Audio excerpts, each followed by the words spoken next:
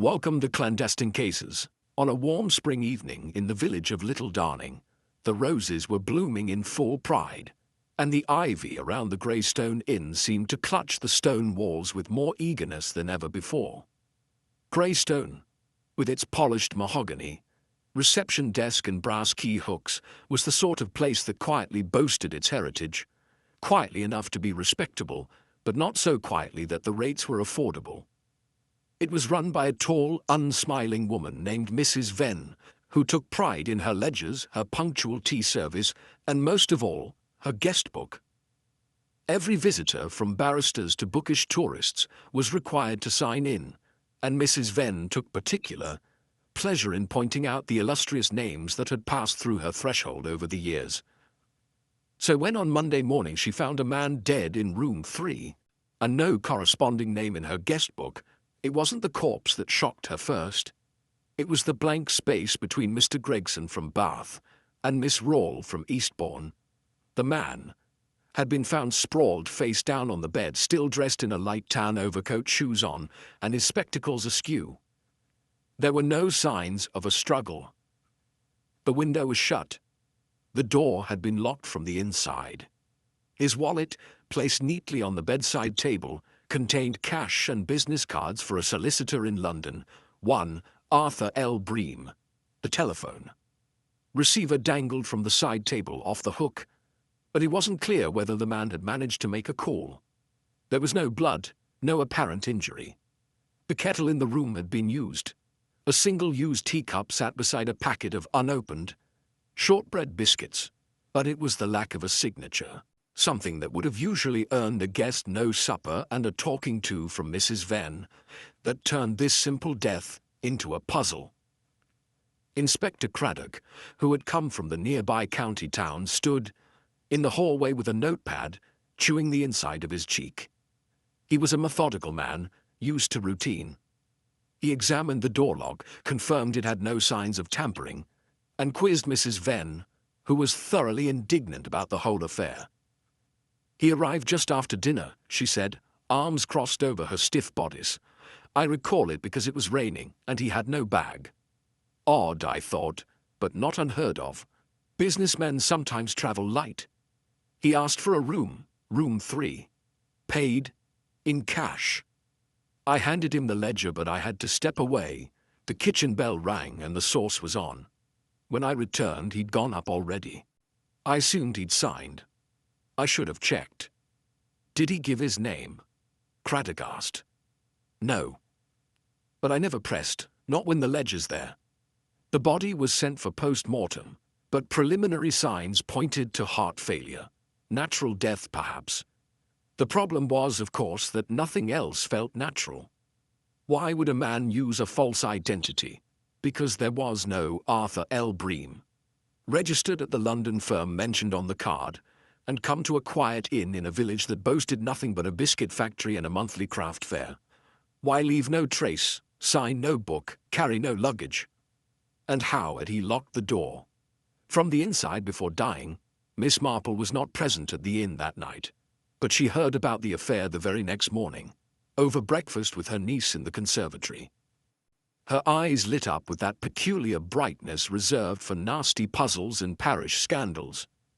She arranged a walk into the village for some lace thread, and by tea-time she had settled into the Greystones' lobby with a pot of Darjeeling and a slice of seed cake, chatting amiably with Mrs. Venn, who had never met a woman she respected more than Miss Marple. "You see," the old lady said gently, "if someone doesn't sign their name, it's often because they don't want to be found. And that tells us rather a lot." Inspector Craddock had already spoken with the other guests. None of them had heard a sound, not even a thud or a raised voice. Rooms 2 and 4 were empty that evening. The guest across the hall, an elderly schoolteacher, claimed she hadn't even realized room 3 was occupied. No one remembered seeing the man arrive, and no one had seen him leave, which made it almost impossible to determine where he'd come from or who he really was. Miss Marple asked a few innocent questions of her own. Did the man smell of anything? Smoke, cologne, paint thinner? "Cigars," Mrs. Venn replied. "Faint, But yes, I remember thinking it was out of place. Was there anything odd in his room? Anything that might not have come from the inn's stock? "The teacup," said the maid quietly when pressed. "It wasn't one of ours. Slightly different pattern. Very faint. Thought it might have been from a travel set." By Wednesday, the post-mortem revealed that the man had died of an overdose. Barbiturates mixed with alcohol, a lethal dose but not immediately fast-acting. It suggested either suicide or a carefully staged murder. But if it were suicide, why all the mystery? Why the fake business card, the unsigned book, the strange teacup? And if it were murder, how had the killer left a locked room without being seen? The clue, Miss Marple mused, was not in how he died, but in why he came. People do not simply vanish into quaint inns and die quietly without intention. There was something else, something missing, or something subtly added. And it all seemed to come back to that unused guest book, because someone had planned for that signature not to be there. It hadn't been forgotten, it had been avoided, which meant the whole charade might have been meant not to conceal who the man was, but to conceal that he'd ever arrived at. All, Miss Marple remained seated in the Greystones' drawing room long after her tea had cooled. She rarely pressed in with questions, not directly at least, but she was listening closely to everything. The local constable came in and out with updates from Mrs. Venn, who had taken to pacing. Inspector Craddock, meanwhile, had returned to the station to review files and pursue the identity of the mysterious dead man. In his absence, the inn settled into a strained quiet, the sort that sits oddly in a place used to idle chatter about garden parties and pudding menus. Miss Marple, knitting needles idle in her lap, sat gazing at the stairs. Her mind was not idle. Later that day, with the sun lowering and the light turning dusty gold across the wooden banister, Miss Marple asked quite gently whether she might be permitted to see the deceased man's room. Mrs. Venn, still rattled, agreed with a flustered nod. "Of course, Miss Marple, I trust your instincts more than anyone's." Inspector Craddock said the room would remain untouched for now. And so the key was retrieved from behind the counter, room 3, and the two women ascended together, the carpeted steps creaking just faintly. Inside the room nothing had changed since the body had been taken away. The air still held a lingering scent. Cigars, yes, but also something sharp underneath it. Not perfume, not aftershave. Miss Marple stepped in carefully, pausing just beyond the threshold. She looked at everything but touched nothing. The kettle had cooled, the cup and saucer remained on the tray, and the unopened packet of shortbread still lay beside it. The wallet on the bedside table had been taken, of course, but Miss Marple's attention wasn't drawn there. Instead, she bent slightly at the dresser, where a few droplets of water had pooled near the edge of the basin. That alone would not have been remarkable, but the towel beside it had not been used. "He didn't wash his face or hands," she murmured, more to herself than to Mrs. Venn. "Odd, wouldn't you say, after traveling in the rain? Most men would at least freshen up." Mrs. Venn nodded distractedly, then gasped, "Oh, but wait, there was something. I forgot until now." She opened the wardrobe and retrieved a coat hanger. "I found this in the cupboard just this morning." The coat hanger was snapped. "See? The hook is bent at the end, as though it had been forced." Miss Marple took it, inspecting the metal curve. "Curious. Did you happen to notice if anything had been hanging from it before?" "No, nothing in the cupboard when I looked yesterday. I assumed it had snapped under weight at some point." Miss Marple nodded, but said nothing more. She turned back to the bedside table and noted the teacup again. Fine bone china, delicate rim. But the pattern was just subtly different from the inn's standard set. Where Greystone used a violet thistle motif, this one bore a garland of bluebells, close enough that only a practiced eye would notice. She reached into her handbag, withdrew a small envelope, and quietly took a hair from the inner rim of the cup using a folded piece of card. "Best not to leave anything unrecorded," she said gently. That evening, Miss Marple returned to her cottage and wrote a letter, not to the authorities, but to a retired headmistress she knew in Bexhill, who had once managed a girls' boarding school that hosted an annual lecture series on deception in literature. The headmistress, Miss Drummond, had been known to store unusual facts the way others collected stamps. Miss Marple inquired whether the name Arthur L. Bream had ever turned up in lecture programs or seminar panels in the past decade. She had a reason for the question, though she didn't voice it. Yet, the next morning, Inspector Craddock returned to the inn with a thin file in his hand. "Miss Marple," he said as they passed in the hallway. "Still digging?" She smiled pleasantly. "Just observing." "Well, I've got something." Arthur L. Bream never worked at that solicitor's office. The firm confirmed it. But they did recognize the card stock. Turns out someone's been using an old printing press, same typeface they used back in the 60s, long before digital. There's a stationer in East London who still does custom work in the old style. We're checking with them. "Excellent," Miss Marple said. "But may I suggest you also look into the local press archives? Sometimes people use aliases not to hide from crime, but from shame." Craddock raised an eyebrow. "Shame? Indeed? Or embarrassment? Family matters, debts, estranged relations, and sometimes it's easier to vanish quietly than to make amends." As Craddock turned away, Miss Marple paused near the reception desk.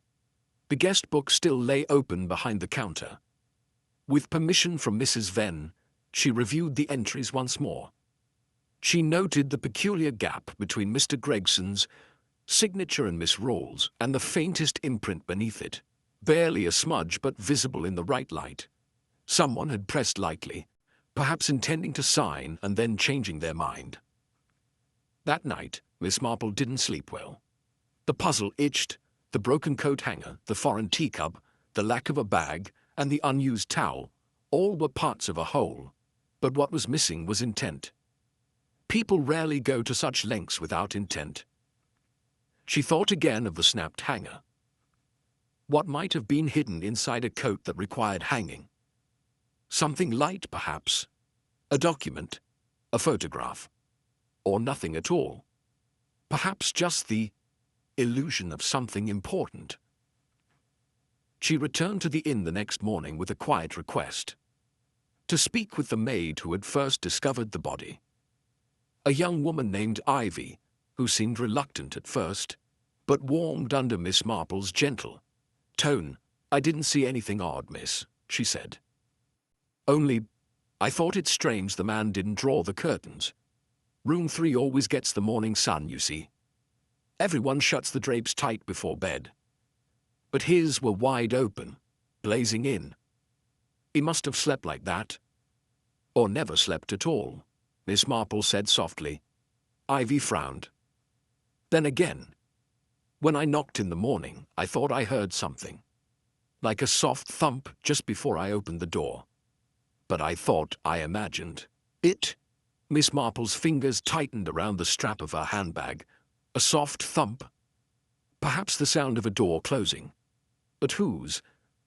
The pieces were beginning to stretch toward each other now, not yet touching, not yet forming a clear image, but drawing nearer. Someone had come to Greystone for a reason, under a false name, and had either died alone or had helped doing so. And Miss Marple, with her quiet stare and careful memory, now had more than just questions. She had the first signs of a deception. The next afternoon brought grey clouds and a chill wind to Little Darning, as if the village itself was reacting to the unease hanging over the Greystone Inn. Inside, Miss Marple had stationed herself once, more in the drawing-room, not as a guest, but as a listener. While the police gathered official statements, she preferred her own approach, one cup of tea at a time. She asked no questions, but when people talked, they said more than they intended. Inspector Craddock, for his part, was doing the rounds, properly. He began with Miss Rawle, the guest who'd signed in after the unknown man. A tall, reedy woman in her early 30s, Miss Rawle claimed to be visiting for the peace and quiet while finishing a short story collection. She answered questions promptly, almost rehearsed, her hands folded in her lap like a schoolgirl waiting for marks. "No," she said. "I didn't hear anything odd. I was in my room most of the evening working on a chapter. I did go down to the lounge around 10 for a brandy. Mrs. Venn saw me, I'm sure." Craddock made a note but asked nothing about the writing. Instead, he mentioned the man in room 3. "You didn't hear him arrive?" "No," Miss Rawle said. "I assumed the room was empty. You didn't see or hear him come in from your window, perhaps? My room faces the back garden. The rain was heavy. I wasn't looking out." Craddock thanked her and moved on. But Miss Marple, seated nearby with her knitting in her lap, caught something in the way the woman's mouth twitched. Not much, just a brief tightening when the inspector mentioned the rain, something she hadn't expected to be asked, something she wasn't ready to account for. Next was Mr. Gregson from Bath, a retired railway engineer with a fondness for evening walks. He had signed in the night before the stranger arrived and seemed altogether less tense than Miss Rawle. Craddock questioned him in the breakfast room over kippers and coffee. "I saw no one," Mr. Gregson said firmly. "I take a stroll after dinner, rain or not. I was out for 20 minutes. I came back soaked, changed into dry clothes, and read the paper until sleep came. Didn't hear a thing in the night." Craddock asked if he recalled seeing anyone arriving while he was out. "Well," Gregson said, frowning slightly, "it's possible. The front curtains were drawn when I returned and the hallway was dark. Couldn't say for sure. I do remember hearing the kitchen door close. That might have been Mrs. Venn." "Could it have been someone else?" Craddock asked. "Could have," he replied. "Didn't think much of it." Miss Marple found him more convincing. At the mention of the kitchen door, unlocked at the rear of the inn for deliveries, pricked at her. If someone were to enter unseen, especially in the rain, the kitchen door would offer just that chance. And if Mrs. Venn had left it open, even briefly, someone might slip through. Then there was Ivy, the maid, who had discovered the body. Craddock interviewed her formally now, but Ivy stuck to her story. "I brought up the morning tray, knocked. Twice, no answer. Then I opened the door and he was there on the bed, not moving. The light was still on." "You're sure the door was locked before?" "Yes, sir. I had to use the master key. I turned the handle and felt resistance. Definitely locked." "And you didn't hear any voices or noises during your evening rounds?" "No, sir. Anything unusual at all?" She hesitated then, glancing toward Miss Marple, who gave the subtlest of nods, encouraging rather than pressing. "Well, there was one thing," Ivy admitted. "Late that night, I'd gone down to the scullery to fetch more towels. I thought I saw someone in the hallway near the stairs, just a glimpse, a shadow. But when I looked again, it was gone." "Did you see which direction the figure went?" "No, sir. Could have been the mirror. Or just me being tired." But Miss Marple, who had seen Ivy's sincere, furrowed brow, didn't believe it was imagination. She made a note in her head. Someone had been moving that night, after most had gone to their rooms, that someone might have entered room 3 or left it. Craddock also had questions for Mrs. Venn. She answered crisply, professionally. Yes, the guest had paid in cash. No, he hadn't said where he was from. Yes, she had momentarily left the counter when the man was supposed to sign the ledger. No, she didn't remember hearing anything after that. When asked whether any staff had left the back door open that night, she was defensive. Certainly not. We have a procedure. Could the door have been left ajar unintentionally? Craddock pressed. I suppose it's possible, but unlikely, she said. I checked it myself before going to bed. Miss Marple observed her then.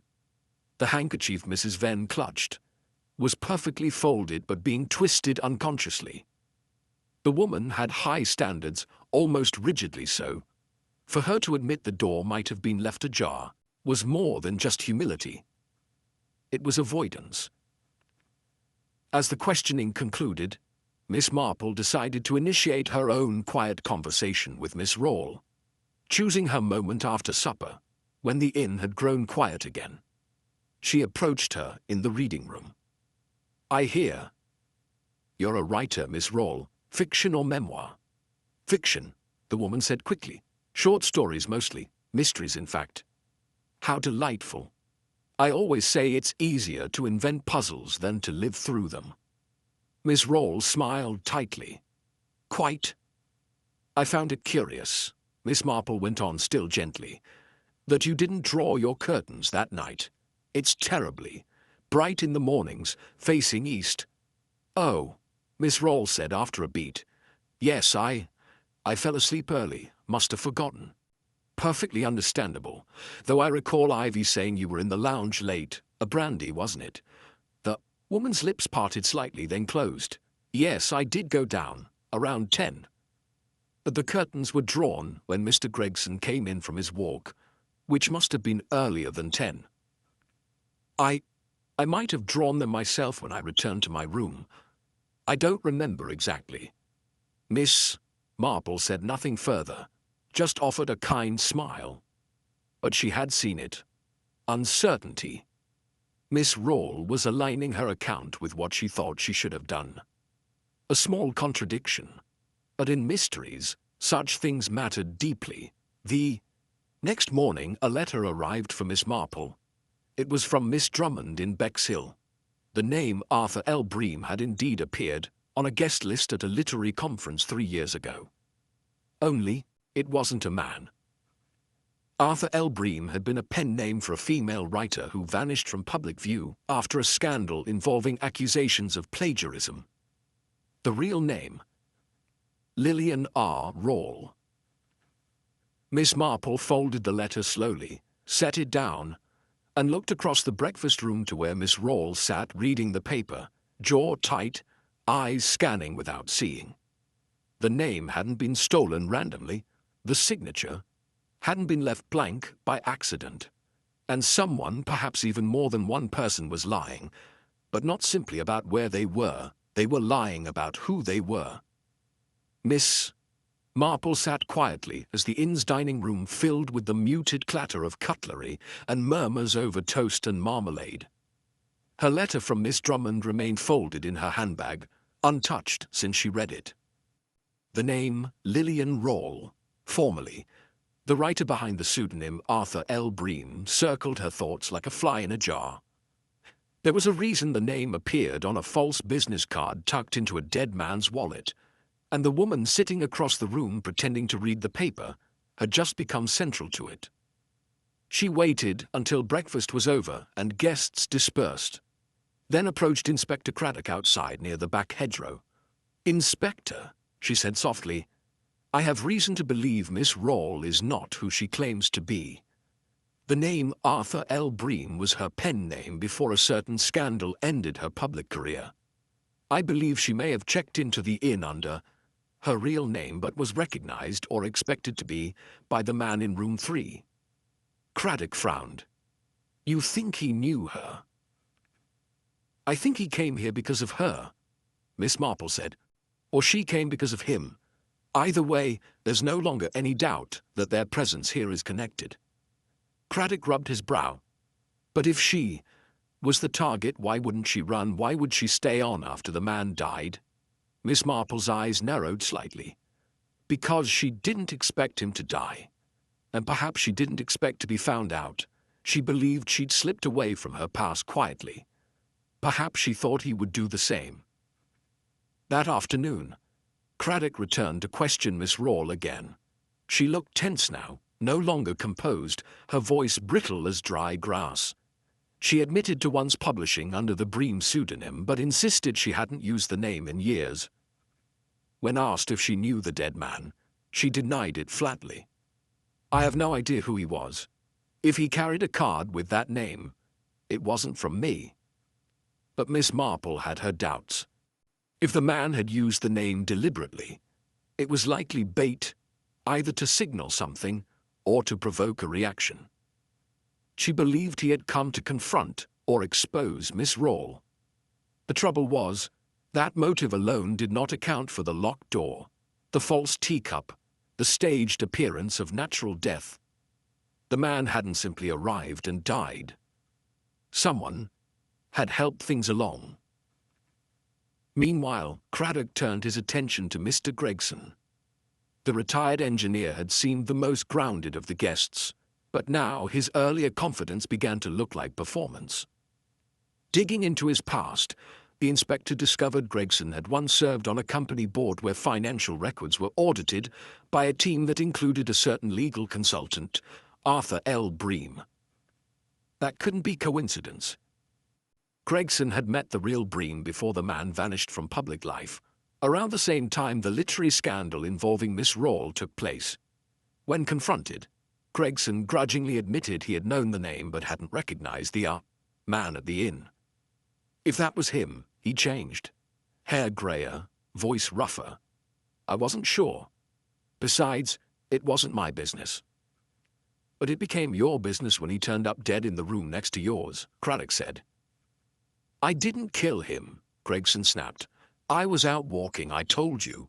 You were out for 20 minutes in a storm, just long enough for someone to come and go unnoticed. Gregson didn't reply, but in his silence Miss Marple sensed not guilt but fear, of association, of implication. She didn't think he'd done it. But he was hiding something. A financial misdeed, perhaps. Or a secret deal exposed by the visitor. Then there was Ivy. The maid had remained quietly in the background since giving her statement. But Craddock found her in the laundry room that evening and asked a few more questions. That night, he said, did you speak to any guests while collecting linen? Ivy looked down at her hands. Just one. Miss Rawle asked for extra towels. Said she'd spilled ink. And you brought them? Yes, sir, but when I went up she wasn't in her room. I left them on the bed. Craddock's brow furrowed. Roughly what time was this? Close to 10, I think. He filed that away. If Miss Rawle wasn't in her room, where had she gone? She claimed to have been in the lounge having a brandy, but Mrs. Venn, when asked, couldn't recall serving her. She might have poured it herself. I keep the bottles out for guests late in the evening. Miss Marple, having listened to all of this quietly, now sat alone in the drawing room, piecing the motives together. The man in room 3 had arrived under a cloud of deceit. He knew Miss Rawle's secret. Gregson had his own history with the name, Arthur L. Bream. And the maid had seen movement in the corridor that no one could explain. But even with so many threads, none yet tied a hand to the teacup or the drugs that killed him. What if the man had planned to meet Miss Rawle? Perhaps he wanted to blackmail her, or reveal her identity. Maybe he thought she owed him something. And what if she had panicked? Not enough to kill, but enough to frighten him off, to make a scene. That still didn't account for the dose of barbiturates. Or the locked door. Unless someone else had used the moment to settle a score. Someone who saw the confrontation brewing. Someone who had more to lose from the dead man's presence than just literary reputation. Miss Marple's mind returned to the broken coat hanger. If he'd brought no luggage, what had he hung? What had been removed? A coat, perhaps, with something concealed inside. Something worth coming all this way for. A document, a letter, or even an old manuscript. If Miss Rawle had feared exposure, and Gregson feared association, then someone else may have feared being named at all. She returned quietly to room 3 with Craddock's permission. This time, she inspected the wastebin beneath the writing desk. It had been overlooked before, emptied but not closely examined. Near the bottom, she found a shred of paper burnt around the edge. Only one word survived. Fraud. She held it up with tweezers, lips pursed. Now there was a new possibility. Someone had brought evidence. Someone had come to reveal it. And someone had silenced him before it reached the light. In this web of grudges and secrets, no one was innocent. But only one had enough to lose, enough to act decisively. Miss Marple now had names, motives, and just enough shadowy truth to force the real killer out of hiding. All that remained was the right moment to draw the web closed. Inspector Craddock stood by the window in Mrs. Venn's office, holding up the fragment of charred paper with tweezers, his face a mixture of grim satisfaction and weary relief. The single visible word, fraud, had been enough to warrant another search of the deceased man's meager belongings, and with that, the thread began to unravel quickly.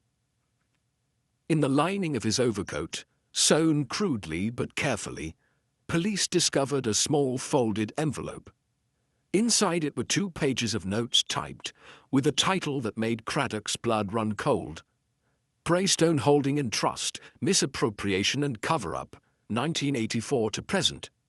At first it seemed laughably improbable. Greystone Holding. But, after a phone call to a solicitor in London and another to the Archives Department at a financial regulation office, the connection was confirmed. Greystone Holding had long been absorbed into a larger trust, and one of its lesser-known board members in its final years had been none other than John Arthur Gregson, now retired, living quietly, it seemed, in the countryside. It didn't take long for Craddock to confront Gregson in the sitting room. The man was white-faced, hands trembling. He denied everything at first, but the notes had names, dates, and figures. When shown the envelope, he slumped into the chair, as if the very weight of the document had pressed him down. "I didn't kill him," Gregson said hoarsely. "I swear on everything I didn't." "Then what were you planning to do with these?" Craddock asked. "Burn them? Hide them?" He said he wanted to meet. No names, just said to come to Greystone Inn and wait. Said he had something on me. But I didn't know who he was. I panicked when I saw the name Bream." Craddock asked if he had entered room 3 that night. Gregson shook his head violently. "No, I never went near him. He was dead before I knew he was even here." The inspector wasn't fully convinced, but the pressure to wrap the case had begun to build. The London office was keen to receive confirmation that their records were no longer at risk, and the press had picked up word of the odd death at a country inn. With a documented financial scandal, a motive tied neatly to blackmail, and a paper trail linking the deceased directly to the man who had the most to lose, it was easy for the narrative to harden into certainty. By the following morning, Craddock had prepared a statement. "Authorities are confident the death is linked to a historic financial fraud. Foul play has not been ruled out, and further inquiries will proceed in that direction." Miss Marple read the statement in the newspaper over breakfast with mild surprise, though not disbelief.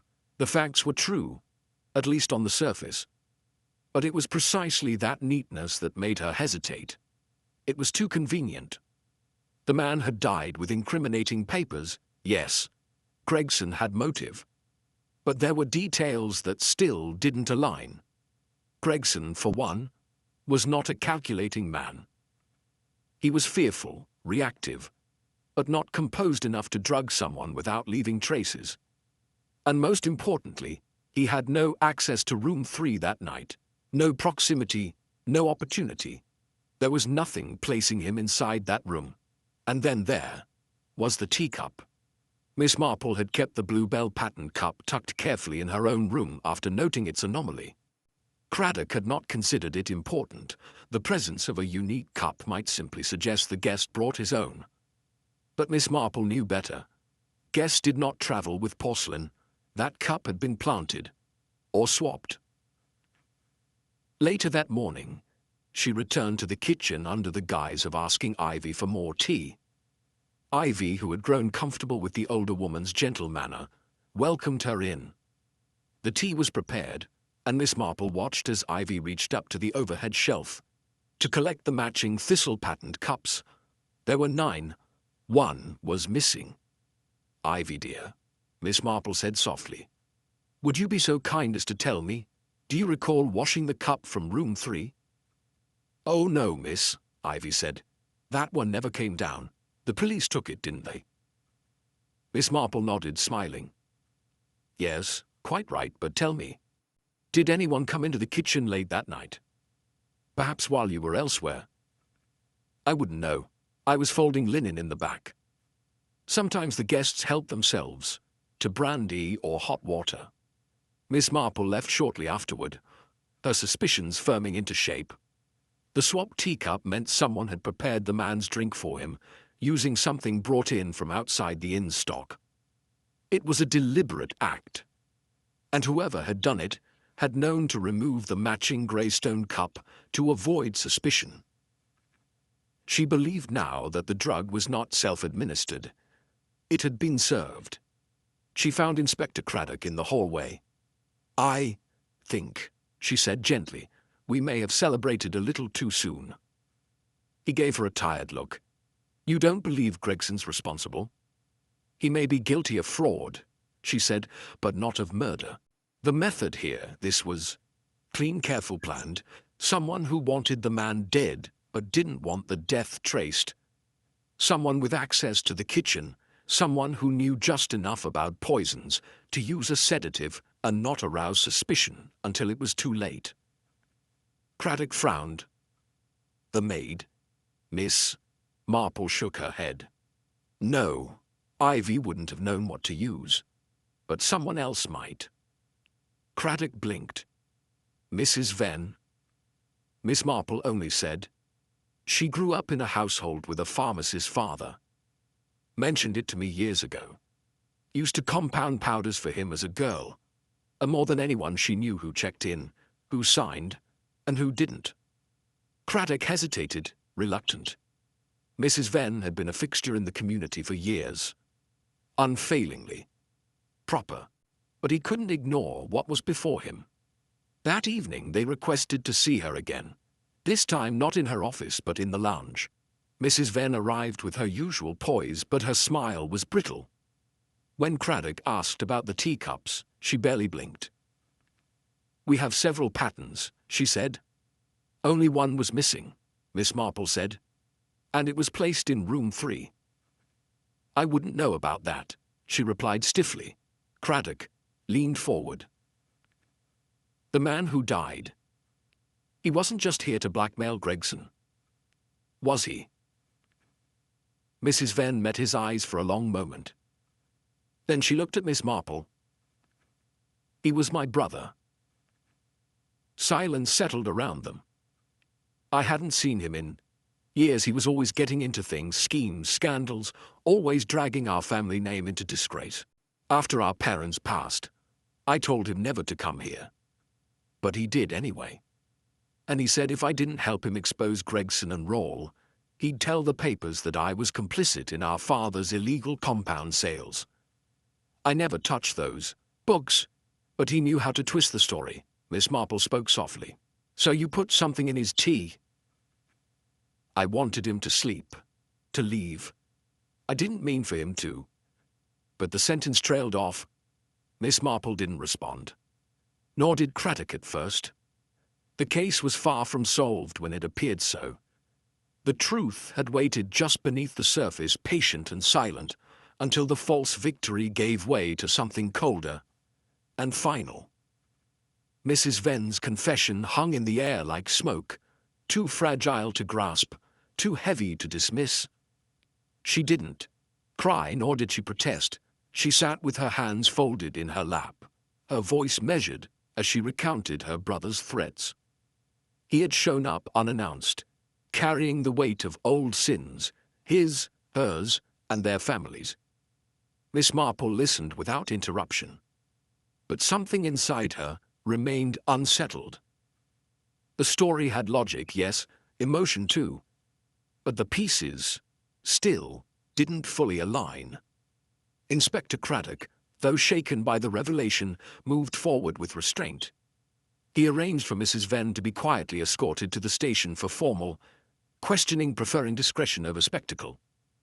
She went without resistance, yet as the door closed behind her, Miss Marple's gaze didn't follow. Instead, she looked to the empty hallway and then slowly toward the stairs. Back in her room, she retrieved her small notebook, pages filled with neat lines of observations, names, times, odd remarks. She underlined 2 words in red pencil.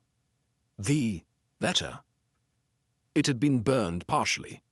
But why burn a single letter and leave the rest? She recalled how carefully the pages had been folded in the coat lining, and that word fraud on the scrap in the waste bin. A message meant to be seen, or misunderstood. She returned to the sitting room just before sunset, when the light filtered in gold and sharp. Ivy was setting out a fresh tray. Miss Marple sat down gently. "Ivy, dear," she began, "tell me, again, when you found Mr. Bream's body, the curtains were open, yes?" "Yes, miss." "And the lamp was still on?" "Yes, the one on the right side table." Miss Marple nodded. "And the phone receiver, was it hanging off the hook when you arrived, or did someone move it?" "Oh no, it was already off. I thought he might have been trying to call." Miss Marple's lips pressed together. There had been a call, perhaps unfinished or interrupted, but not a panicked call for help. The man had been calm enough to arrange papers, to lock the door, to place his wallet in plain sight. His death had not come suddenly. It had come, waiting. Later that evening, Inspector Craddock returned from the station, his shoulders heavier than before. "They'll press charges," he told Miss Marple. "Mrs. Venn admits to adding something to the tea. Chloral hydrate, she says. Likely from old supplies in her father's things. She meant to sedate him, up with the alcohol in his system. It was fatal." Miss Marple nodded slowly, but her voice came gently. "Inspector, may I ask if anyone checked for incoming calls that night?" Craddock blinked. "Incoming?" If the phone line in room 3 was in use, perhaps the guest didn't make a call but answered one. Craddock sighed. "That's not something we checked. I'd suggest it." He did. And what came back from the telephone exchange the following morning was unexpected. At 9:13 p.m. on the night in question, a call had come through to room. It had lasted 7 minutes, the number traced back to a hotel in Oxford. Craddock followed up quickly, and what he learned shifted the weight of everything. The call had come from a woman registered under the name Louise Brent. A name with no criminal record, no literary history, and no ties to the Greystone Inn. But the clerk at the Oxford Hotel described her as middle-aged, quiet, and travelling alone. She had checked out the morning after the murder. When shown a photo of Miss Rawle, the clerk hesitated, then nodded. "Could be her," he said. "She wore large sunglasses, but yes, the jawline." Miss Marple, when told, didn't appear surprised. She sat in silence for a long while before speaking. "She made the call from Oxford, then returned here." Craddock frowned. "But why?" "Because she needed the call documented. She needed us to think she wasn't here. It was her alibi, but built backwards. She wanted it to look like she had never spoken to him in person." "But what would be the point of that?" Miss Marple folded her hands. "Because she already had, before the call, and she wanted her visit erased." Now Craddock looked up sharply. "You think she was in room 3 before the man died?" "I believe she served him the tea." It took a moment for the implications to land.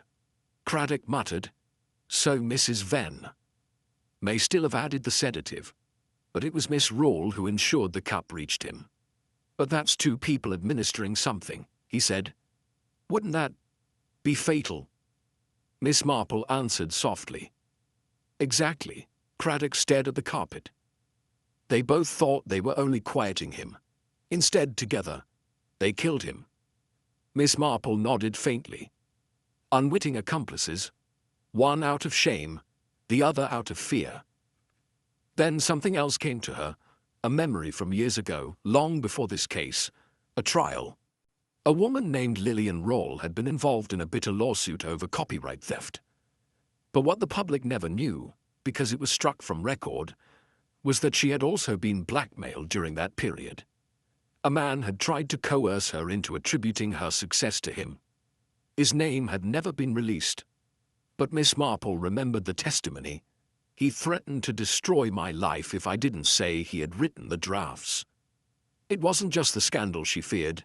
It was exposure of something older, deeper, a connection that predated Greystone. Inspector Craddock, already reaching for his coat, glanced over. "You're going to tell me this man wasn't just her accuser?" Miss Marple said nothing for a moment. Then quietly, "He was her husband. Once. For a year. It ended quietly, and no one ever spoke of it again. But she kept the name. She used it as her pseudonym, perhaps to reclaim something, or perhaps as a warning to him." Craddock exhaled. "That explains the emotion, the secrecy, but it doesn't explain why she stayed." "She stayed," Miss Marple said, "because she didn't believe the tea would kill him. And when he died, she knew leaving would raise questions." The inspector nodded slowly. "So she placed the call from Oxford, drove back that night, slipped in while Ivy was folding laundry, swapped the teacup, then pretended she was in her room the whole time. And left just enough misdirection," Miss Marple added, "to let Mrs. Venn take the fall if necessary." Craddock's jaw clenched. But it was both of them, together, shadows of a past neither could escape.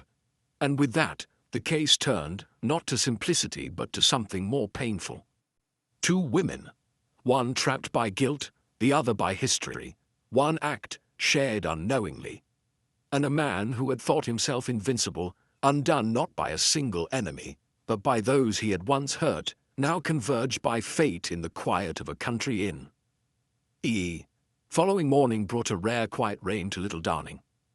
It misted against the windows of the Greystone Inn, soft and steady, obscuring the hedgerows, and making the garden path look more distant than it truly was. Miss Marple stood by the window in the drawing-room, watching droplets race each other down the glass. She wasn't waiting for inspiration. She was waiting for a moment. The right one. Because even with everything they had learned, one thing still bothered her. Lillian Rawle had not broken. She had neither confessed nor contradicted herself, even under the growing shadow of evidence.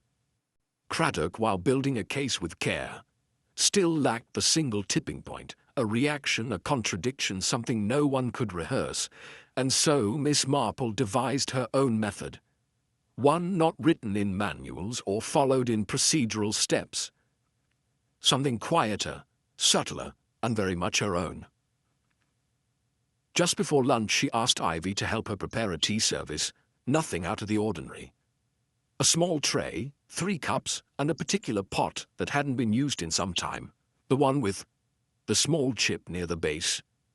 Miss Marple selected it purposefully. As they prepared the tray, she gave Ivy only one additional instruction. "When Miss Rawle takes her seat, dear, please place this particular cup before her. Gently, of course."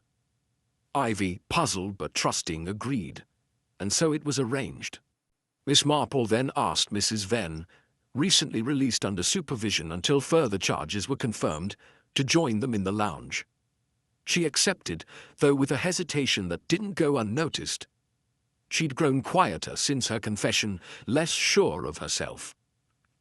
Miss Rawle joined not long after, summoned under the pretense of reviewing final statements. She arrived composed, in a pressed grey blouse and simple skirt, her hair brushed into a severe twist. Her expression was unreadable. As the 3 women sat, Ivy entered and began to pour. Miss Marple took her cup first, then offered one to Mrs. Venn. When it came to Miss Rawle, Ivy followed the instruction precisely. She placed the chipped cup in front of her, delicate and deliberate. Miss Marple watched closely. Not at the hands, not the eyes, but the pause, because there was one, a beat too long. Miss Rawle looked at the cup as if recognizing something. She touched the chip lightly with her fingertip, withdrew her hand, then smiled. "Such an old set," she said, charming in its way. "Indeed," Miss Marple replied calmly. "I remember this pot from years ago. still pours unevenly. But Ivy tells me it's never missing a cup unless swapped, of course. Miss Rawle's eyes didn't shift. Swapped? Yes. We had a bluebell cup appear recently. Lovely design but not part of the inn's set. Came from somewhere else entirely. Quite odd. Mrs. Venn glanced up sharply but said nothing. Miss Marple took a slow sip. One wonders how such a thing could happen, of course. Unless someone wanted to remove the original cup and put another in its place. For symbolic reasons, perhaps. Or simply to mislead. Miss Rawle reached for her tea but didn't drink. Her eyes were fixed now. Calm, controlled, but her throat had tensed. Still, Miss Marple went on. It's such a curious thing to do, swapping cups. Why not simply wash the original and leave it? Unless one wanted to create the appearance that someone else had prepared the tea. Lillian set the cup down. I would imagine, Miss Marple added lightly, that whoever did such a thing would have to know which cup had been removed. And that can only be known by the person who took it away in the first place. There was silence then, a long one. Lillian gave a small smile, more gesture than emotion. You have a sharp memory for teacups. Miss Marple returned the smile gentler. I have a sharp memory for patterns, especially when they don't match. Lillian's voice came soft. It wasn't poison. It wasn't even meant to harm him. No, Miss Marple said, setting her cup down. But when added to something else, it did. And finally, the crack came. Not loud, not dramatic, but her face changed, just a fraction. The mask loosened. There was a tremor near her left eye. Then a slight downturn of the mouth. Not a confession, but the loss of certainty. The moment when a person knows the truth is no longer solely theirs. Miss Marple waited. She had no need to press further. Craddock would arrive soon enough. The evidence would be delivered formally. But what mattered most was this. What no report could capture. That pause. That reaction to the chipped cup. It was small, unconventional. But in Miss Marple's experience, truth often revealed itself not through declarations, but through hesitation. After Miss Rawle excused herself, tea untouched, Mrs. Venn remained seated, staring into her own cup. You are. Don't blame her, Miss Marple said gently. No, Mrs. Venn said after a moment. He was always cleverer than the rest of us, but never kinder. She was escaping. I was silencing. Perhaps that makes us both guilty. Not equally, Miss Marple said, but equally broken, perhaps. Outside, the rain lightened. Inspector Craddock entered just as Miss Marple stood, and she quietly passed him a note she'd written in her pocketbook. It simply read, "She knows, and she's ready to break, but only if you don't press her." He nodded as he stepped into the hall. To speak with Lillian Rawle privately, Miss Marple returned to her chair, her hands folded, her eyes on the window. She had no need to hear the rest. The rest would come like rain, eventually tapering off. Because truth, she knew, didn't always arrive like thunder. Sometimes it arrived like a chipped teacup, quietly placed and impossible to ignore. Inspector Craddock emerged from his conversation with Miss Rawle wearing the unmistakable expression of a man who had caught the scent of a confession but not its full shape. She hadn't admitted guilt, not plainly, but the layers had begun to peel. Her responses had been vague, pained, and calculated. When pressed gently, she faltered just enough to confirm what Miss Marple had already seen with her own eyes. She had served the tea, swapped the cup, and left him alone to die, thinking sedation would be enough. She had not known Mrs. Venn had done the same. But words like intent and timing were thin ice in cases like this. Proving coordination, proving knowledge, it would take more than body language and teacups. The inspector left the lounge with renewed focus. It was time to consolidate the physical evidence before anything else could be lost to time or assumption. The bluebell teacup was already in a sealed evidence bag, and the typed pages found in the lining of the dead man's coat had been stored in the station's evidence locker. Craddock placed a call to ensure their security and asked the constable in charge to prepare the papers for forensic review. He wanted fingerprints, chemical traces, anything that might connect them more firmly to either woman. Then he returned to the inn to speak with Ivy again, determined to trace the exact timeline of events down to the minute. But by that evening, everything began to unravel. It started with a call from the station, unusual for the hour. The voice on the line was clipped and uneasy. "Inspector, I'm afraid we have a problem. The envelope of documents, the ones hidden in the coat, was gone." Craddock stood still, the phone pressed to his ear. "Gone?" he repeated. "Gone, sir. The lock wasn't broken. But the bag is missing. The rest of the locker's contents are untouched." Craddock's fingers tightened around the receiver. "When did you last confirm its presence?" "Just after lunch, sir, about 2. Officer Lamb checked everything before leaving for the court delivery run." "And who had access?" "Only the front desk constable and Officer Lamb, and the cleaner, though she only has clearance for the corridor." Craddock ended the call, turned slowly, and walked back into the drawing room of the inn, where Miss Marple sat with her knitting once more, her eyes focused but not truly on the wall. She looked up as he entered. "It's gone," he said quietly. She didn't ask what. Her lips parted slightly in a quiet breath. "The papers?" He nodded. "Everything else was left untouched. Whoever did it came only for that." She leaned back. "Then someone knew those papers would tie the ends together, and they couldn't afford that." Craddock sat down heavily. It could have been a police officer, or someone posing as one, or someone watching from very near, Miss Marple said. "Someone who waited for us to piece things together before acting." His brow furrowed. "Are you thinking of Ivy?"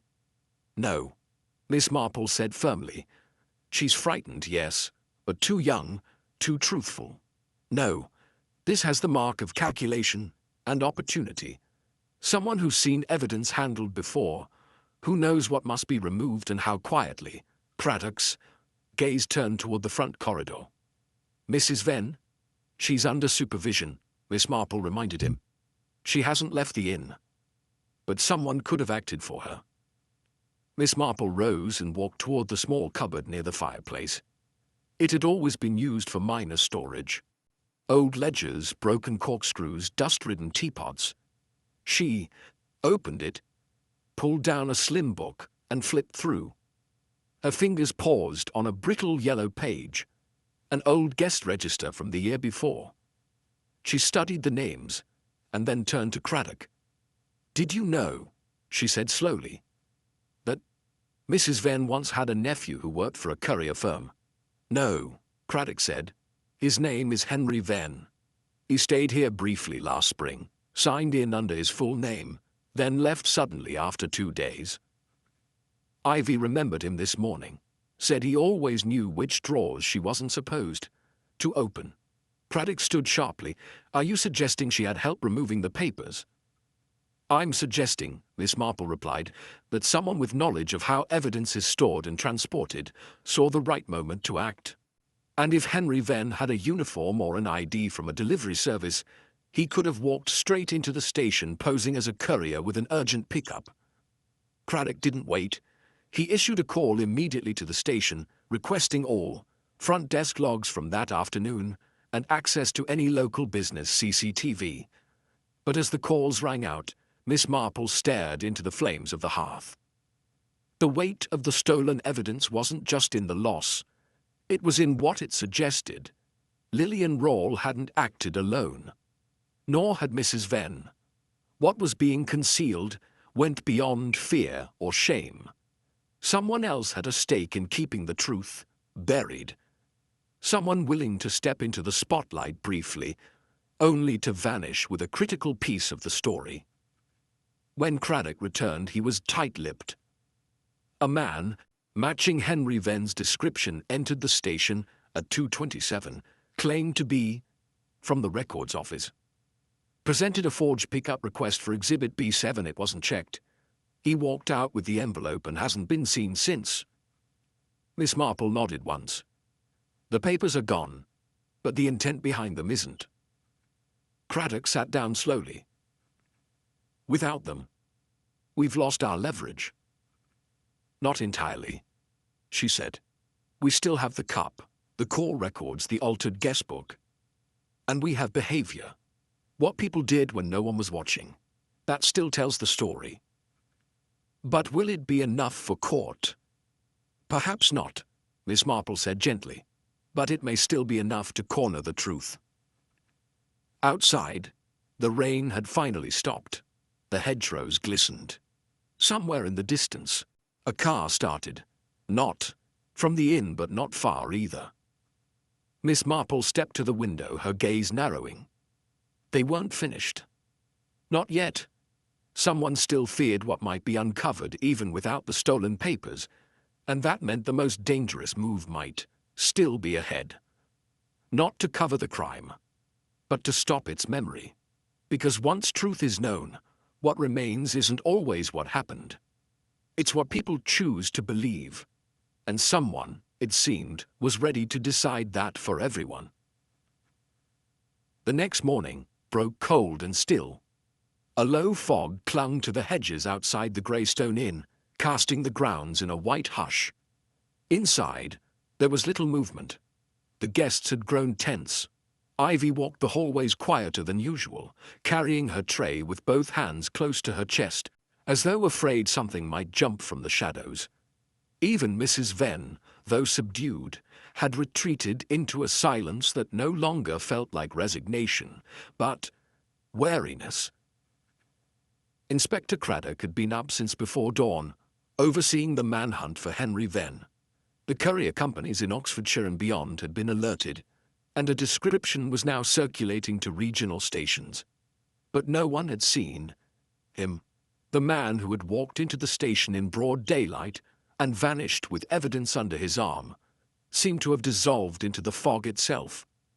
Craddock returned to the inn shortly before 9, with the hollow-eyed look of someone losing control of a case he had nearly closed.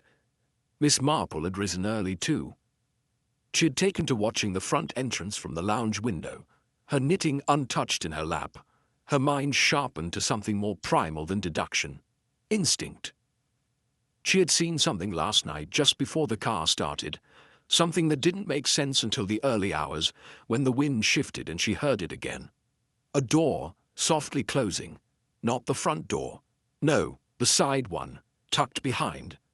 The conservatory, rarely used. She said nothing of it to Craddock yet. Instead, she asked Ivy to show her the back hallway where the staff kept the spare linens and seasonal crockery. Ivy, ever obliging, led her down through the narrow corridor, behind the kitchen, where the air grew cooler and the light more thin. They reached the storeroom, and Ivy fumbled with the key. Miss Marple held up a hand. "No need to open it, dear. Just one question. Who has the keys to this room?" "Only me and Mrs. Venn," Ivy said. "She has the master ring, but I have the backup." "And has it been opened recently?" "No, miss. Not since before the man died. That I can promise." Miss Marple nodded faintly. She didn't explain what she was thinking, because it was only the shape of an idea, not yet formed. But it seemed odd to her that the spare entrance would creak open twice in the past 2 days, once before the evidence went missing, and once again last night. Someone was moving through that door under the assumption they wouldn't be seen.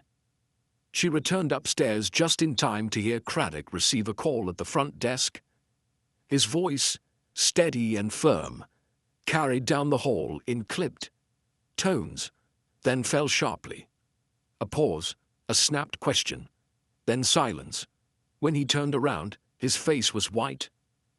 "Miss Rawle's room," he said. "She's gone." They rushed upstairs. The door to room 5 stood slightly ajar. Inside, the bed was unmade, the wardrobe gaping open. A single suitcase remained, but it had been emptied, clothes gone, papers removed. The curtains flapped faintly. The window was unlocked. She slipped out early. Craddock muttered. She knew the walls were closing in. Miss Marple walked the room slowly. There was no sign of struggle, no forced entry, just a quiet vanishing. On the writing desk sat a single piece of paper. Craddock lifted it, typed, unsigned. I didn't intend it to end this way. I only wanted the truth contained, not erased. But others made different choices. I won't be here for the reckoning.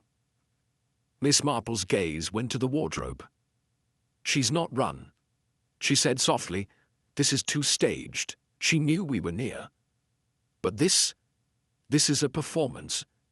She wouldn't leave that note unless someone else was meant to find it before we questioned her again. Craddock looked up. You think she was taken? Miss Marple nodded. Or made to vanish. The inspector ordered the grounds searched immediately. But the mist was thick, visibility poor. By noon, there was no sign of her, no footprints beyond the gate, no sightings in the village. And then the call came. A groundskeeper at the edge of the moor, tending an abandoned cart path, had found something by the fence line. A scarf, grey, silk, and stained faintly with what appeared to be blood. Tucked into it was a single glove. Craddock and Miss Marple arrived within the hour. The scarf was confirmed to be Lillian's, the glove identical to the pair she had worn upon arrival. Craddock ran a hand through his hair. Someone took her, or silenced her, Miss Marple said, and made it look like she fled. He turned to her, eyes narrowed. So what are we missing? Miss Marple answered slowly. We assumed this crime was rooted in the present, in shame, in secrets. But what if it began far earlier, before the fraud, before the blackmail? What if someone has waited all this time to settle a score, and only now, with all the pieces falling into place, acted to make sure the story ends their way? Craddock said nothing. Miss Marple looked back toward the inn, her voice quieter now. It isn't over. Whoever is behind this is still here, still moving, still watching. And if Miss Rawle is gone, truly gone, it isn't to stop the truth. It's to control how it's remembered. And as they turned back toward the mist-veiled grounds of the Greystone Inn, the wind picked up suddenly, enough to send a faint creak through the hedges and shutters. A sound like a door being pushed closed softly, somewhere just out of sight. The fog lingered long into the afternoon, clinging to the hedgerows, and deadening sound like a curtain pulled tight around the inn. The search for Lillian Rawle had expanded, across the surrounding fields, through the tree-lined paths behind the old church, and into the low dips of the moorland. Nothing. The scarf and glove had become symbols of absence, not presence, just enough to imply something terrible, but never enough to prove it. Craddock had stationed 2 men at the road, 2 more at the footpath exit by the orchard. Miss Marple, meanwhile, had returned to the drawing room and asked for no interruptions. She didn't need distance or solitude. She needed stillness, the kind that allowed thoughts to finally slot into place. She sat in her usual chair, her hands folded, eyes on the dull coals of the fire. The room was silent. It wasn't grief or fear that clung to the air now. It was confusion. Something had gone wrong, or rather, something had gone unseen, not just last night, but from the beginning. She began again, in her mind, walking backward. Through each movement, the man arriving without a signature, dying in a locked room, the teacup swapped, the false alibi from Oxford, the missing documents, stolen at just the right time. And now Lillian vanished at the very moment she had begun to fray. So many events, each seemingly independent, yet all orbiting around one truth, that someone was orchestrating this carefully, deliberately, with precision. And then she remembered something she hadn't meant to remember, something Ivy had said days earlier, in passing, too casually to draw notice. They had been in the back corridor near the linen closet. "She always takes the upstairs tray herself," Ivy had said, "even when I offer." Miss Marple had nodded at the time, not thinking twice, but now it returned with weight. "Who always takes the tray?" She rose quietly and made her way to the kitchen, where Ivy was folding towels into neat stacks. "Ivy, dear," Miss Marple said gently, "when you said someone always takes the upstairs tray, whom did you mean?" Ivy blinked, then flushed. "Oh, I meant Mrs. Venn, miss. The breakfast tray for room 3. I offered like I always do, but she said she'd do it herself that morning. Said she wanted to speak to the gentleman." Miss Marple nodded once slowly. "And that was the morning we found him?" "Yes, miss. I thought it was a bit strange. But she's the owner, so—" "And she took it up alone?" "Yes." Miss Marple turned, her heart beating not faster but deeper. She didn't speak again until she reached the sitting room, where Craddock was reviewing the morning's failed search with visible frustration. "Inspector," she said, "I need to see the guest book." He blinked. "The guest book?" "Yes. And I need you to find me every entry Mrs. Venn has recorded in her own hand over the last month." They retrieved the ledger together, flipping back through its pages. It was easy to spot Mrs. Venn's hand, upright, neat, decisive, the same pen, same pressure. Until they reached the entry for Miss Rawle. It was different, same ink, yes, but the R in Rawle curled slightly upward, too stylized. The capital M in Miss looked rushed. Craddock frowned. "That doesn't match." "No," Miss Marple agreed, "because it wasn't written by Mrs. Venn. It was forged." Craddock's eyes narrowed. But Ivy confirmed she saw Miss Rawle that night. She saw someone she thought was Miss Rawle. The real Miss Rawle arrived the next morning. Craddock stared at her. "Then who was here before?" Miss Marple turned the book around. "That's not just a forged signature, it's a planted one. The woman who checked in as Miss Rawle the night before the death wasn't Lillian Rawle at all. It was someone else entirely." Craddock's breath caught. "So Lillian didn't serve the tea?" "No. She may have intended to, but someone got there first. Someone who impersonated her, signed in under her name, and set the stage for her to appear guilty before she ever arrived." Craddock stood, pacing now. "But who would—" Miss Marple spoke quietly. "The same person who always takes the tray up herself. The same person who knew her brother was coming. The same person who needed someone else to take the fall." Craddock turned slowly. "Mrs. Venn?" Miss Marple nodded. She knew her brother had arrived under a false name. She knew about the documents. She knew that if she confronted him directly, it might lead to scandal, exposure. But if someone else took the blame, someone with a motive, someone whose past tied naturally to his, it would all appear tragic and personal. No one would ask why she had sedated him first. No one would know that she went up with the tea herself, before the real Lillian Rawle ever crossed the threshold of the inn. Craddock was quiet. Miss Marple continued. She forged the ledger, wore a similar coat, perhaps even a wig. She only had to be seen in passing. It was foggy. Ivy saw her, from behind, the rest she did alone. And when Lillian arrived the next morning, nervous, hoping for a quiet meeting, she was greeted by a corpse and a story already forming around her. Craddock ran a hand over his face. But the cup. Lillian noticed the wrong cup.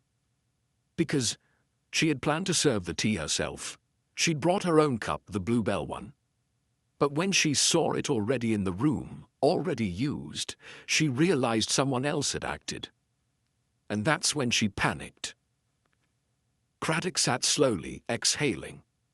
So everything since, her confusion, the partial admissions, her silence, was because she didn't know how to confess to a crime she never fully committed. Exactly, Miss Marple said softly. And when she began to talk, when she reached the brink of revealing that truth, someone took her. Not to silence her, but to prevent her from disproving the story Mrs. Venn had spent days building. Craddock stood again, his voice quiet but firm. "We have to find her." Miss Marple nodded once. "And fast. Because this isn't about an old scandal anymore. It's about a woman who saw the trap just too late." Outside, the fog was finely thinning, curling away from the hedgerows like breath. The first sharp edges of light returned to the landscape. And for the first time, in days, the shape of something real, something final, began to take hold. Not just a pattern, a truth. One that had been buried beneath habits, reputations, and the most convincing lie of all. That cruelty never comes in a tidy dress with good posture and warm tea. Inspector Craddock stood by the front window of the Greystone Inn, staring into the lifting fog like a man searching for an answer he feared had already slipped past him. Miss Marple remained seated, her knitting untouched in her lap, her mind still working through the final steps of the pattern they'd uncovered. The forged guest entry, the impersonation, the planted cup, the precision of each move, it all pointed to Mrs. Venn not as a woman broken by shame, but as one who had orchestrated each beat of the story. And now, with Lillian Rawle vanished and suspicion neatly shifted, the curtain was beginning to lift on something far darker than they had first suspected. Craddock turned back. "She knew her brother would come," he said. "But why not just confront him? Or call the authorities? Why go to such lengths to silence him, to frame someone else? This wasn't just self-preservation." "No," Miss Marple replied gently. "Because it was never really about him. Not entirely." She rose and crossed the room, lifting the old ledger from the sideboard once more. She flipped back further than before, not to last week or last month, but to the year prior, to the visit Ivy had mentioned, the nephew, Henry Venn. His name stood out clearly, written in the same decisive hand, his visit brief. But beneath it, Miss Marple noted another name, familiar in its peculiarity. Geoffrey Andel. She tapped the page. "Do you recognize that name?" Craddock frowned. "Should I?" "He was involved in a very quiet scandal 4 years ago," she said. "A solicitor's assistant who manipulated property deeds in elderly estates. No formal charges were ever brought. He disappeared before they could catch him. But I remember reading about it. And I remember one name that came up as an indirect witness to the forgery, John Arthur Bream." Craddock stiffened. Miss Marple continued. "It wasn't just that her brother was a scandal magnate. He had been involved in something years earlier that nearly exposed a deeper crime, one that Mrs. Venn was part of. Not the fraud itself, but the cover-up. She helped him bury it, but he kept things, notes, papers, likely as insurance." Craddock's eyes narrowed. "Then the documents he brought here were leverage," Miss Marple finished. "But not just to blackmail Gregson or Rawle. They pointed to a wider deception, one that would tie back to Mrs. Venn herself. And if that came out, the entire foundation of her life here, her respectability, her position, it would all collapse." Craddock moved slowly to the mantel. "So she killed him, not because he threatened her, but because she couldn't bear what would be seen if he was allowed to speak."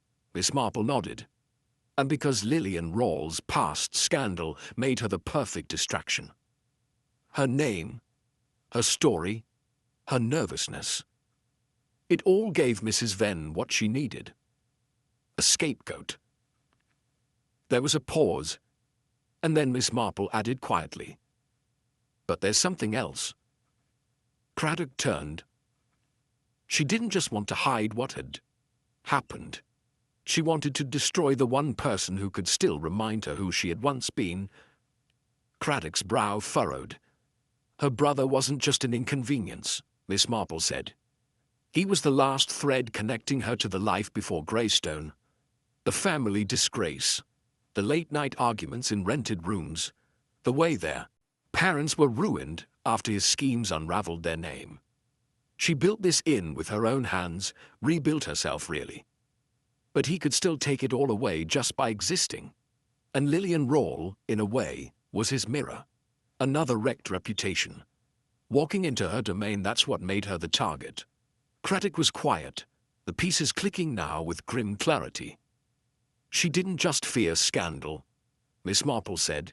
She loathed what they represented. The messiness, the humiliation, the memory of being poor and uncertain. She hated that. They refused to vanish as cleanly as she had. So she tried to erase them. Craddock ran a hand down his face. So it wasn't just a crime of fear.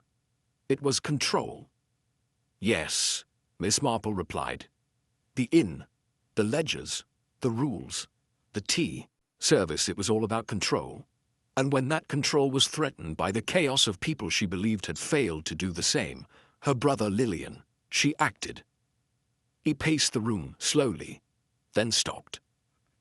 And the disappearance. Lillian, do you think she's alive?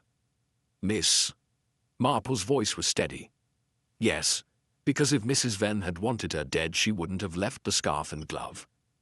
That was theatre. She needed Lillian removed, not killed, at least not yet.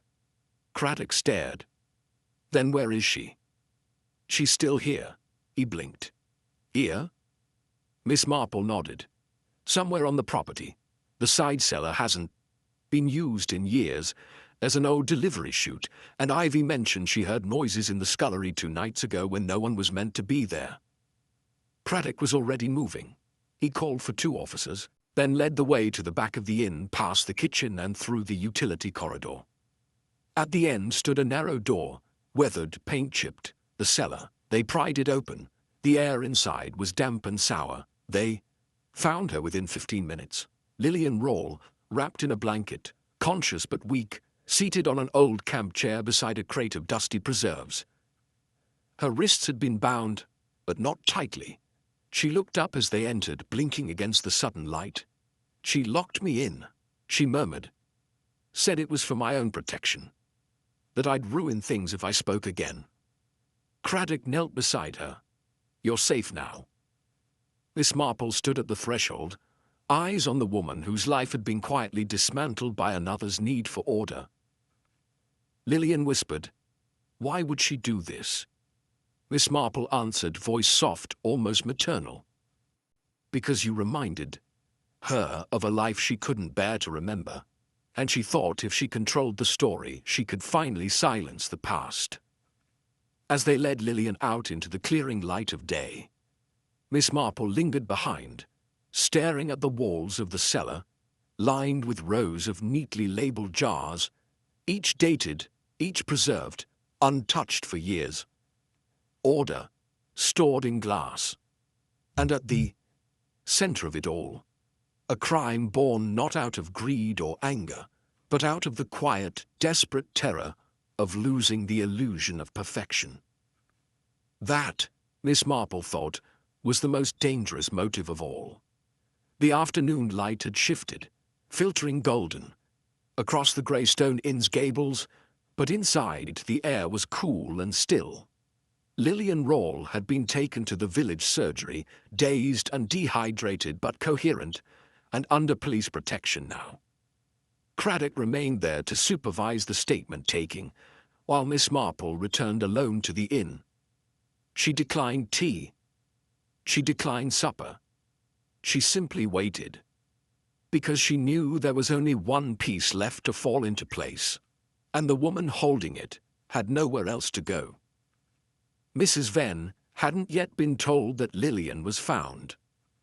She remained behind the reception counter, upright as ever, entering room charges in the accounts book, as though the day were ordinary. But her hand trembled just enough to betray her. She looked up as Miss Marple entered the front hall, the older woman's step-light, expression unreadable. Their eyes met. You're back, Mrs. Venn said, tone even. I am, Miss Marple replied, and I believe we should speak. I'm quite busy just now. The afternoon reports. No, Miss Marple said quietly. Not reports. The truth. There was a long pause. The ticking of the old brass clock above the stairs was loud in the silence. Mrs. Venn didn't move, but her face changed, barely. The corners of her mouth tightened, the eyes fixed, almost glassy. Miss Marple walked slowly to the sitting room. She didn't ask Mrs. Venn to follow. She simply sat, hands resting on her handbag, and waited.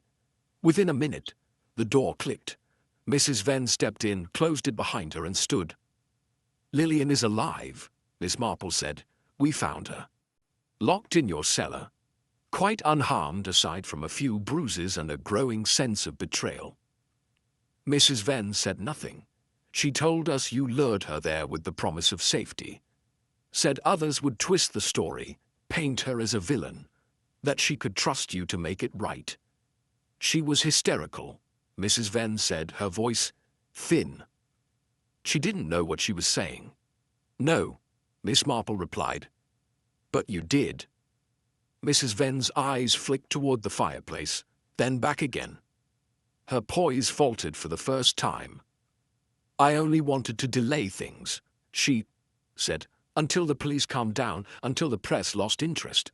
And in the meantime," Miss Marple said gently, "you could finish erasing the narrative. The papers were already gone. The tea was traced to Lillian. The guest book pointed to her. And the only person who could speak differently was behind a locked door where no one would find her unless you said so." Mrs. Venn took a breath. She wouldn't have lasted another scandal. She'd already lost everything once. I was protecting her. "No," Miss Marple said softly. "You were protecting yourself. You saw the past you buried rise again. Your brother with his evidence, Lillian with her scandal, and you decided you couldn't allow them to exist. Because they knew who you were before all this." Silence fell. Then Mrs. Venn walked slowly to the mantel. She touched a vase with her fingertips. "Do you know what it was like, growing up in those rooms above the apothecary? The shame, the smells, people whispering about your father's dealings, your brother's debts, and you scrubbing the floors watching people turn their backs when you passed." "I do," Miss Marple said, "more than you think. I built this place with rules," Mrs. Venn said, louder now. "Clean ledgers, signed names, order. People thanked me for it, trusted me. And then he walks in after 20 years with nothing but his same tricks and smirk and the same packet of lies. And she follows, that woman with her twisted past, and her weak voice hiding behind broken glass like she never threw a stone herself." Her hand gripped the mantel's edge now. "I gave them both the chance to disappear. He wouldn't take it. She didn't know what she was walking into." "You sedated your brother," Miss Marple said calmly. "And you forged the guest book to make it appear as though Lillian had been there all along. You planned the story, planted the teacup, burned the document that named you. And when the real Lillian arrived, you let her walk straight into a trap you'd already sealed. She didn't fail to defend herself. She didn't know she needed to." Mrs. Venn's knuckles whitened on the mantel. "You can't prove I forged anything." "I don't need to," Miss Marple said, "because Henry Venn is in custody, and he's already begun to talk." Mrs. Venn turned then slowly. Her face changed, not in panic, not quite, but in a tightening collapse, the end of resolve. "He said you told him to retrieve the documents," Miss Marple continued. "He didn't even know what he was destroying. He just wanted to help his aunt. You gave him the forged pickup slip, the instructions, even the uniform. And when it worked, when the last physical thread was cut, you thought you'd won." Mrs. Venn stepped back. Her voice was quieter. "You wouldn't understand." "I do," Miss Marple said gently. "I know what it is to live with the echo of a family's failure. But you don't bury the past by silencing it. You bury it by owning it." For a moment, Mrs. Venn looked as if she might argue. But she didn't. Her shoulders slumped. Her hands released the mantel. She sank into the nearest chair like a bird with clipped wings, and for the first time since her brother's death she looked not angry, but tired. Craddock stepped in then, wordless. Miss Marple rose and gave a small nod. "It's finished," she said. And as Mrs. Venn stood once more, straightened her jacket, and followed the inspector out without a word, Miss Marple returned to her seat. The fire burned low now, the evening creeping across the windows. She lifted her knitting and set the yarn in motion again, each stitch quiet, steady, precise. Order, she thought, didn't come from what we control. It came from what we accept. And sometimes accepting the truth was the bravest thing of all. The calm that settled over the Greystone Inn in the days after Mrs. Venn's arrest was almost too neat. The ledgers were now closed, her master keys collected, and a temporary manager, dispatched by the county to maintain the property until probate matters could be addressed. The guests had long since departed. The inn stood quiet again. No gossip at breakfast, no trays clinking up the stairs, no watchful eyes behind the desk. Miss Marple remained, invited by Craddock to assist in writing the final summary for the case report. It was an unspoken courtesy, a recognition that she had seen the shape of things long before any official could. They worked from the drawing room where the fire crackled again, though not with the same tension as before. "It's remarkable," Craddock said one morning, flipping through his notes, "how tightly she'd woven it all. The ledger, the cup, the stolen evidence. Every piece pointed outward, never back to her." Miss Marple nodded, but her eyes weren't on the papers. They were fixed just above the mantel, where a small oil painting hung, an unremarkable landscape of a river. Bend at dusk, she had seen it 100 times and never thought it odd. But now something itched. "I keep thinking of the teacup," she murmured.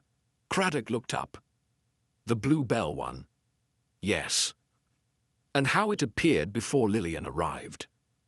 "We believed she had brought it, but she didn't. She recognized it. That much we accepted."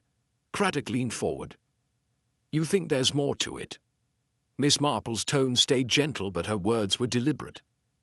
"The question is, where did that teacup come from? Not the kitchen, not the guest rooms.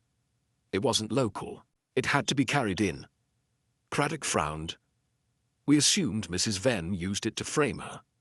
"Yes," Miss Marple said, "but she wouldn't have had reason to own a cup with that pattern. She despised sentimentality.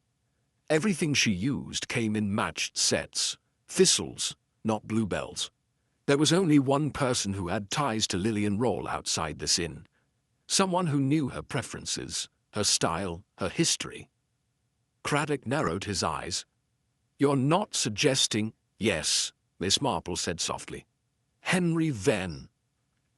Craddock leaned back as if the thought had caught him in the ribs. "But he did everything she asked.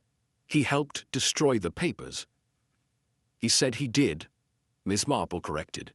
"But you said it yourself, those documents were never recovered, no trace of them, not even in the river or fire pit. What if they were never destroyed?" Craddock's brow furrowed. Why would he keep them? "To protect himself," Miss Marple replied. "Or to control her." She rose then, walked slowly to the painting over the mantel, and eased it from the wall. Behind it, nailed into the plaster, was a shallow cavity. A makeshift cupboard, just large enough to hide a few folded papers. She stepped aside. Craddock reached in. Inside, stacked neatly, were the missing documents, the originals, pages of legal correspondence, annotated receipts, and photocopies, implicating not just Mrs. Venn, but 3 other individuals tied to the property scheme. He pulled them out, expression darkening. He hid them. Miss Marple nodded. He planted the cup. He walked into the station dressed as a courier, but not at her instruction, at his own. Craddock turned the pages. But why stage everything to make her guilty? Miss Marple returned to her chair, her voice quiet. Because he hated her more than any of us guessed. He saw her rise while he fell. She built a life of rigid structure. He drifted. He was never welcome here. Not truly. Even Ivy said he left abruptly after 2 days, likely after they argued. He didn't just want to help his aunt, he wanted to destroy her, slowly, carefully, and with elegance. Craddock stood still. So she was guilty, but not of the full orchestration. No, Miss Marple said. She was guilty of the first wrong, the sedation, the impulse to control. But the manipulation afterward, the bluebell cup, the planted note in Lillian's room, the false courier request, that was someone else, entirely. Craddock looked again at the papers. He was playing both sides. Miss Marple's expression hardened faintly. She tried to erase her brother and trap another woman in the blame. But Henry ensured she fell into her own web. He gave her just enough rope to hang herself, then vanished, content to let her confess to what he had done. Craddock muttered, "He's still out there. But he'll return," Miss Marple said. "Men like him always do. They need to see the collapse for themselves. He wanted the ruin. They'll want to admire it." That evening, Craddock placed plainclothes officers at the local bus depot, the rail stop, and the pub near the edge of the village. They gave no outward sign, just eyes watching. It took 2 days. Henry Venn returned at dusk, coat collar up, walking slow, head low, blending into the ordinary rhythm of a quiet street. He asked the pub landlord if anyone had been by the inn recently, claimed he was here to collect some of his aunt's things. But before he reached the front gate, 2 officers stepped out. He didn't run. Inside the station, he admitted nothing. Denied planting the cup. Denied forging the slip. Denied hiding the documents. But the expression in his eyes was unmistakable. Not fear, satisfaction. Craddock left the interrogation and found Miss Marple waiting near the station garden. He told her what Henry hadn't said. She only smiled faintly. Some truths don't need to be confessed aloud. They live in the silence that follows. He looked at her then, as though seeing the whole case again from a new angle. "You were right. Again." "No," Miss Marple said, brushing a leaf from her sleeve. "Just patient." And as the last twist folded neatly into place, as both guilt and manipulation stood exposed in the same tangled mirror, the village of Little Darning settled back into itself, quiet again, on the surface. But the Greystone Inn would never be the same. Its windows might shine, its ledgers might balance once more, but inside its walls would always remain the story of a crime born not just of shame or desperation, but of the need to be remembered as the one who controlled the ending, no matter who had to be written out. The village of Little Darning woke to a stillness that felt earned. The last of the police tape had been removed from Greystone Inn's cellar door, and the constables posted near the hedgerows had been called back. But beneath the surface of normalcy, the place had changed. Everyone knew it, even if no one said it aloud. The inn, once a byword for order, now lived in whispered footnotes, where silence no longer meant peace, but caution. Inspector Craddock stood at the far edge of the grounds, his coat folded over his arm, staring toward the North Road where Henry Venn had been taken just 2 nights prior. The case, for all its intricacies, had finally been sorted. Charges prepared, statements signed. But he wore the look of a man still unsatisfied, as though the last move on the board hadn't played out the way it should have. Miss Marple joined him shortly, hands tucked neatly around her handbag, as always. She said nothing at first. "You were right about him," Craddock muttered. "He planned it down to the last detail, set her up from the start, then slipped away to watch it all fall." "He didn't expect her to confess," Miss Marple said. "No, but she did, for what she did do, at least. And that," Miss Marple said quietly, "was the one thing he couldn't control." Craddock nodded. "He'll go to trial. Fraud, obstruction, evidence tampering. The theft of those documents will hold. But not the murder, she said. Craddock sighed. There's no direct proof. No witness saw him in room 3. He never touched the tea, no fingerprints on the cup. The sedation was her doing. And she admitted it. Miss Marple looked out toward the tree line. But we both know he made sure the dosage became deadly. He gave her the suggestion. Craddock agreed, told her what to use, told her it would just make him sleep. And she believed him, Miss Marple said, because she thought he came to help. A silence stretched between them. Then Craddock said, "Do you think he'll confess later?" Miss Marple gave a soft, almost regretful smile. "No. Men like Henry don't confess. They write books under false names or give interviews 20 years later framed as redemption. But they never truly see themselves as villains, just misunderstood architects." Craddock turned to her. "Do you think justice was served?" Miss Marple tilted her head slightly. "Justice," she echoed. "In part. The crime was revealed. The lies uncovered. But justice is never clean, Inspector. Not in stories like this." He nodded slowly, folding his arms. "You mentioned there were clues from the beginning, things we missed. What were they?" She smiled faintly. "The smallest things, as always. Mrs. Venn's insistence that the guest book was sacred, yet she never noticed the forged name. The teacup too carefully placed. The note in Lillian's room, written not in panic but in type. And Ivy's remark that she never had to take the upstairs tray herself because Mrs. Venn always did. It was that word 'always' that made me stop. Patterns of control are hard to break." Craddock gave a low hum. "And Henry?" He watched, waited, offered just enough to push her over the line, then cleaned up what he needed to before disappearing. Craddock nodded again, then hesitated. "And Lillian? What becomes of her?" "She will recover," Miss Marple said. "But she'll carry the shadow of this. She walked into a memory she didn't know had been weaponized. That leaves bruises no police report can see." Craddock looked back toward the inn. "You never told me. Why the Bluebell Cup? Why that one?" Miss Marple's gaze softened. "Because it was sentimental. Her mother had a set. Lillian mentioned it once in an interview, years ago. A cup from that pattern appeared in the story. It was quiet, obscure. Only someone who'd studied her closely would think to use it against her." Craddock shook his head. "So he planted it to draw her into the frame, to make her feel connected and guilty." "Exactly," Miss Marple said. "Because guilt, real or not, makes people act foolishly." They walked together back toward the inn. The wind moved through the trees now, clearer than it had all week, brushing leaves along the path like forgotten footnotes. Miss Marple paused once more at the door.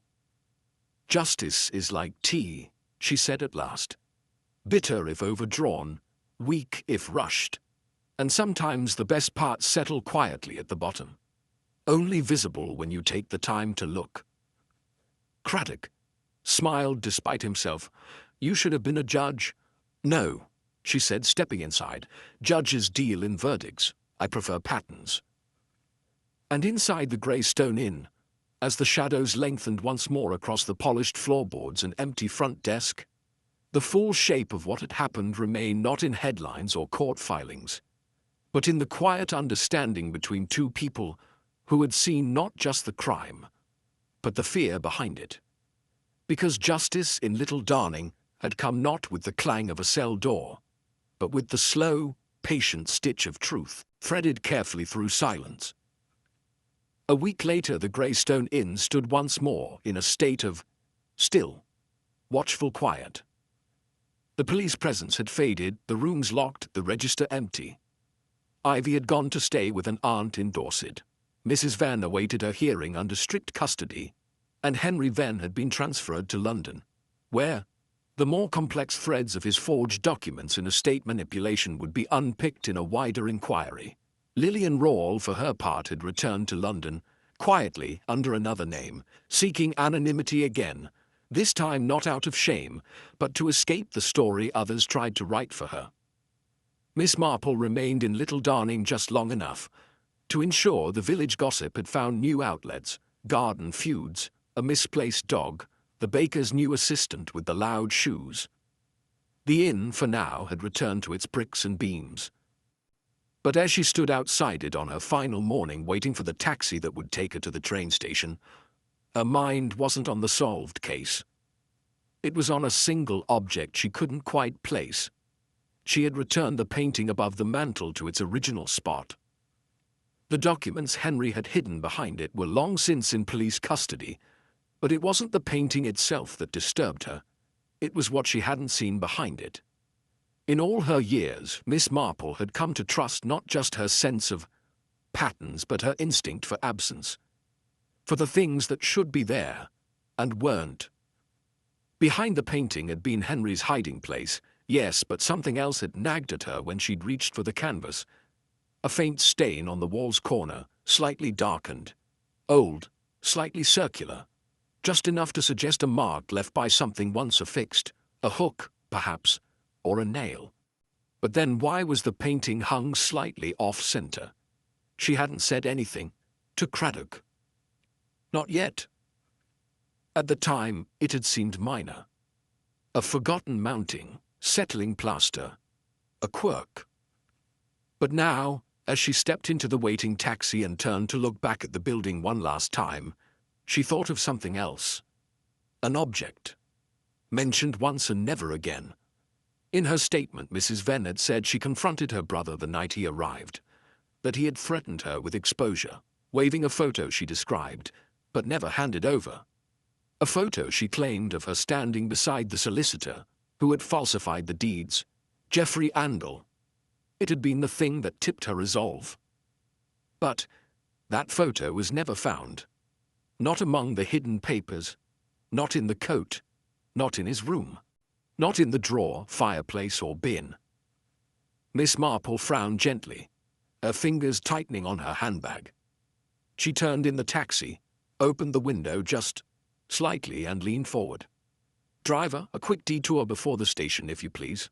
The cab slowed to a stop outside the village post office. She entered, greeted the postmistress with a pleasant nod, and inquired after any packages posted the week of the incident.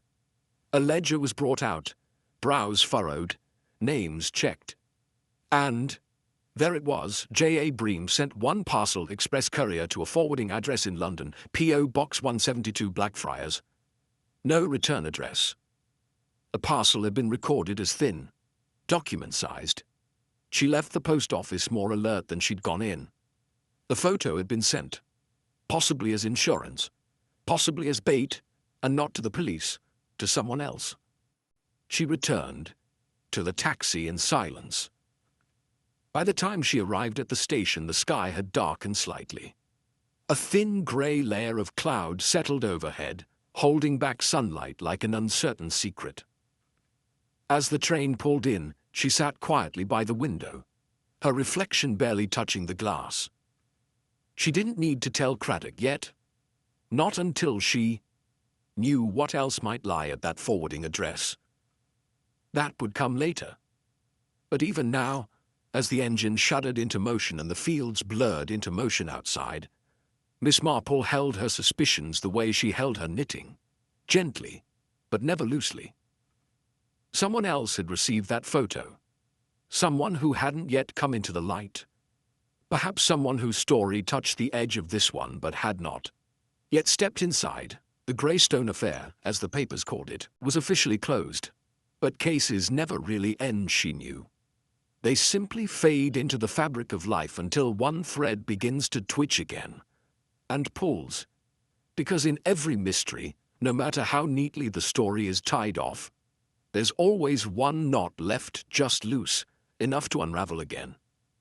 And as the train disappeared into the countryside, Miss Marple quietly marked the page in her pocketbook with a single line under the name P.O. Box 172. And wrote one word beside it: unresolved.